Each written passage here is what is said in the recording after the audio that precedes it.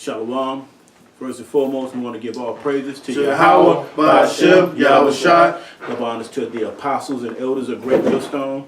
Peace and salutation to brothers on the four corners of the earth, doing this work in sincerity and in truth.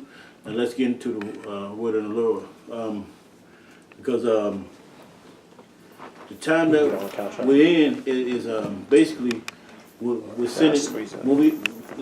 It's a warning, and we delivering a message to the highways and byways, to the hopeful elect, and basically our people who whether they want to hear us or not, we care. Who cares? You know, the message was sent out. You know, and the things that we're conveying to them is that the Lord is about to usher in a new kingdom, but you're going to have to go through these certain things, and it's the big warning. You know, because when the Lord bring the big payback for Esau and his treachery against the children of Israel, you know, you want to be on the side of the Lord, like when Moses was on the mountain, came back down. Hey, he asked the Levites, and he asked who was on the side to come over here, and who came over. The Levites came over, told them to put their sword up and do what he got to do, but. We know you niggas is gonna keep coming in, walking by us, passing by us, hissing at us, shaking your head, you know. But hey, we the men of the Lord is gonna do the work through the Spirit of Yahweh Shem Yahushua. You know, you're gonna laugh, you're gonna say we got dresses on, but hey, let that be your stumbling block. To look at us like we're prophets of no value, and men of no integrity, or we're clowns out here. You know, you're gonna finally see when you had a prophet among you, and now the men that you laugh at, and some of y'all know y'all just want to go through your Saturday. You want to go through your day. You can't give the Most High a little time. Can't even stand out there. You do dudes that come out and they leave. Man, stay the hell where you at. We don't need that, you know. But you know, that's you wasting your time and your Saturdays, and don't come out here, man. If you can't stand out here with the men of the Lord. If you come out here and then you vanish for a couple of weeks and not doing this work, you know. And also another thing too, why they don't want to come out is they don't want to lose their perceived social status amongst society. You know, we live in a day where everything's now about, retweets and likes and comments and stuff like that. You know, and being a Hebrew Israelite, that's not the trendy popular thing to do. You know, the trendy popular thing to do is, send a few tweets and say I support Kaepernick and stuff like that. You know, we was doing stuff like this, protests against, the so-called white man before it was popular. So now you see some Johnny-come-latelys, now they just want to take a knee just because they saw somebody else do it. Now that's basically there's a market for non-militant protests, because the protests that we protested the downfall of this kingdom. We're not protesting the NFL. We got bigger fish to fry than that. We give less about the fucking NFL.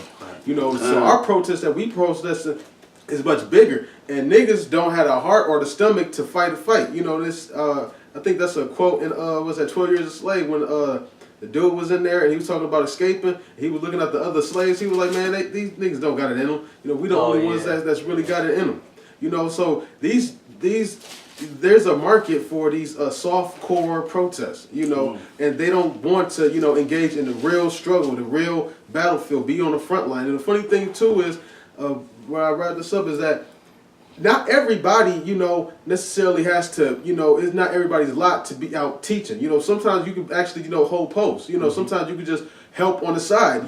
Sometimes, you can be a help, but they don't want to be part of this army. Because you got different branches in the army, and they don't want to serve in it at all. So they look at us, and we represent what they wish they had the balls to do. So they hate on us hard. That's why they can't stand us. Beautiful. You got scripture? Yeah. It's Jeremiah 1 and verse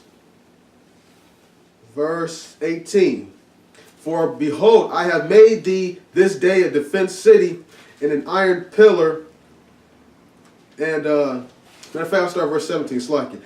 Jeremiah 1 and 17. Thou therefore gird up thy loins and arise and speak unto them all that I command thee. Be not dismayed at their faces, lest I confound thee before them. Well, we can't be worried about the way that our people perceive us or look at us or stare us down, or who knows us when they walk by and see us. I wish I would. You're right. You'll look down, and when they come through, your eyes shifting. Hey, you better be straight up, or you can't ignore these niggas. But still, hey, this work is more important than what they might say. You know, because nowadays it's not popular to be out here in the streets teaching, because all they're gonna do is try to make a rumor about you. I seen him out there in the dress, and you know, I think he a Muslim. They ain't never stopped. You know, go ahead, bro. Verse 18. For behold, I have made thee this day a defense city, and an iron pillar, and a brazen walls against the whole land, against the kings of Judah, against the princes thereof, against the priests thereof, and against the people of the land. And they shall fight against thee, but they shall not prevail against thee, for I am with thee, saith Yahweh, to deliver thee. So the Most High just got explained. He's like, look, no matter what these niggas say or do, you bring that scripture you just pulled out. No matter what they say or do, hey, he made you a defense city. We have a duty to do, you know, and we have our armor on, and we can't worry about what these niggas out here doing. We got to deliver the message, the warning. Go ahead, you guys. You speak on it. Yeah, basically what it's saying is don't fold under peer pressure. You know, and once you get into this truth, one thing you realize who your real peers are in this truth. You know, these people in the world, they're not your peers. So therefore, like, they can't pressure me to do something. You know, they're not my peers. So in order for you to peer pressure me, you got to be my peer. I look at them as, you know, the ones that are in the world, you know, I look at them, you know, because some of them can wake up, you know, because we were all in the world at one point. But for the most part, the average Jake, you know, their niggas are going to continue to be niggas. Old wine bottles, young wine bottles that still can't hold any fucking wine.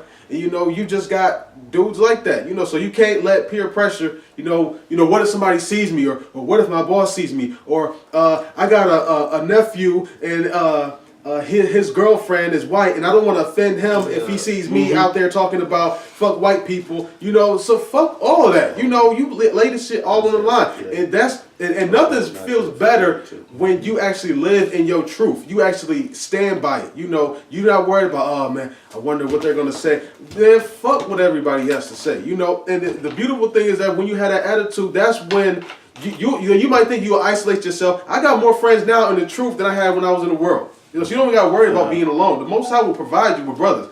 I didn't have any fucking friends really when I was in the world. You know, so given this whole give a fuck attitude, you know, you're going to get friends. You're going to receive fruit. You know, so it's just about, you know, not, you know, folding under peer pressure. You know, how should I say, you know, he that denieth me, or, you know, is ashamed of me, I'm going to deny him before the Father. Right. You know, so you got to represent. Beautiful, because they always talk about how much they love the Lord.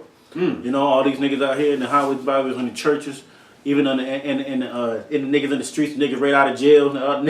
They're always talking about, I love the Lord. You got the guys that's always talking about the good, delivering the good message on social media and things like that. But these niggas ain't into this. They into trying to make your woman feel good. You know, that's all these niggas is, to making themselves feel good. All these niggas want lanes in this world, and not understanding the lane that you have to be in is under Yahweh Shem Shai lane. You gotta follow him. Yahweh Shai. Go ahead, bro. What you want me to pull?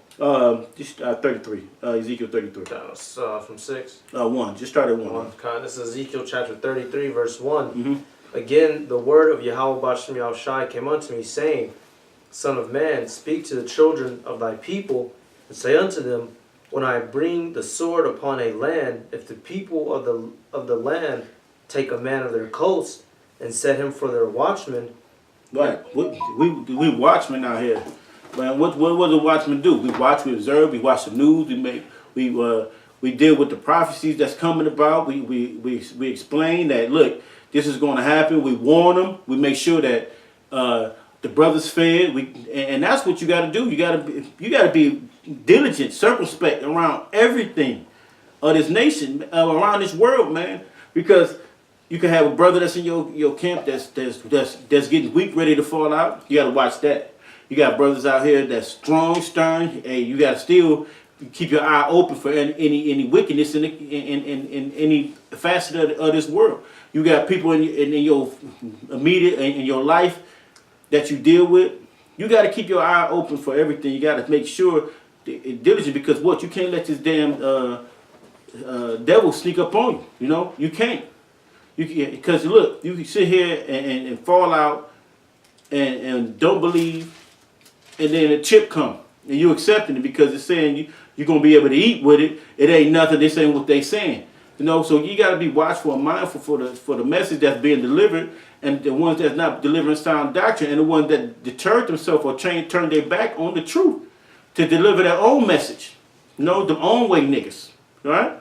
So watch every facet of this thing. You can never be comfortable in this truth, but you can always be a man of the Lord that's being diligent and understanding and pushing the word and keeping being faithful to Yahweh Shimon Shah. Because you got to watch. Hey, you have to watch everything. You got to be diligent, because a watchman on the tower watches for the enemy to come. And when you watch for the enemy to come, you have a good sense of warning the people. So if you don't, when you don't warn, it's on your hands, man. We don't warn the people. So what we're gonna do is do our job diligently. Go ahead. Verse 3, if when he seeth the sword come upon the land, he blow the trumpet and warn the people, then whosoever heareth the sound of the trumpet and taketh not warning, if the sword come and take him away. So you idiots out here, we delivering the warning and the message and telling you, look, this is about to go down. Look, believe in the name of Yahweh Bashim Shai. He's about to rescue us and take us out of this place. You're gonna see ships come and rescue us. How are we gonna get out of the ships? What the hell? Ships. Oh man. Then you get the people that believe. That could understand what we're saying. But the Most High still, when they walk away, zap it right out their mind. Mm-hmm. So the warning was given, and it was actually given to you. So whether what, give me that in Ezekiel, is that wizard here for bear? Yeah, so, yeah. That's like the so-called Edomite, they blowing their own trumpets, you know, for war to each other. You know, they know what's going on. Right, and you gotta pay attention. I want you to get back to that scripture too. Okay. Yeah. It's 1 and 7 here for bear. Ezekiel 1 and 7. Mm-hmm. This is still in verse 4. If the sword come and take him away, his blood shall be upon his own head. Right, because you warned them. That's what we actually giving the words out here through the Spirit, the constant week in, week out, and they back out here. To the point they don't even, we just like the decor of the street now, you know what I mean? And now they ignore us and see that we go by. It's just like that nice vase that was beautiful at one point. Oh, the crazy niggas. There they go. They back out, zooming in on us with their cameras and shit, getting our facial recognition, getting our information as we go when we leave the areas through our vehicles and shit, you know? But now to the point is the centurions don't pay attention to us. It might get a little, we get a little rowdy. They come on our side and then they just vanish into the mist. It's no problem. So, you know, we warning them, but that's what to the point was now that they see us out so much, they just ignoring the message. You know, you see people out here that tell you, yeah, I seen y'all out here. They told us they been sending us out here for years. So why you ain't never stopped? 3 years later you stop? You always got somewhere to go. Now, you've been warned because I'm pretty sure they've been being warned constantly, and when they heard it before, they heard it and they just continue on with their life.